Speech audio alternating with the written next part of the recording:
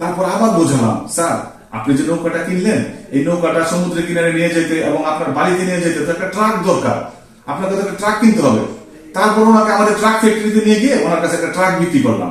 তারপর আমি ওই স্যারকে আবার বোঝালাম, স্যার আপনি সমুদ্রের কিনারায় মাছ ধরতে ধরতে অনেক সময় রাত হয়ে যেতে পারে, আপনার তো তাহলে ওখানে থাকার জন্য একটা তাঁবু দরকার। উনি বললো তাই তো। আমি তারপর ওনাকে আমাদের তাঁবু ফ্যাক্টরিতে নিয়ে গিয়ে ওনার কাছে একটা তাঁবু বিক্রি করলাম।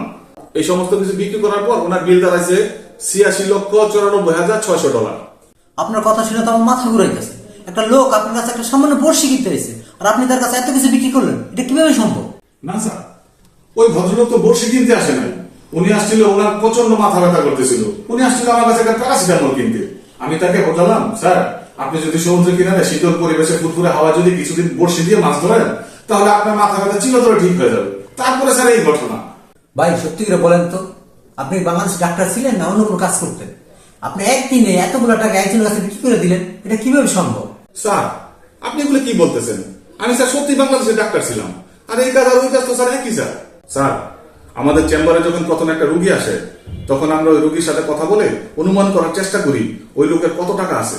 তারপরে স্যার কমপক্ষে তাকে 6টা পরীক্ষা দিন। প্রথমে তাকে দেবো ইকো, তারপরে ইসিজি, তারপরে CT scan, X ray, MRI, আরো যদি লাগে পরীক্ষা আরো দেবো। তারপর ওনাকে আবার বলে দেবো অমুক জায়গা থেকে টেস্ট গুলো করাবেন, নয়তো ভালো রেজাল্ট আসবে না। আর স্যার যেখানে পরীক্ষা করতে বলি ওইখানেও আমার একটা পার্সেন্টেজ থাকে।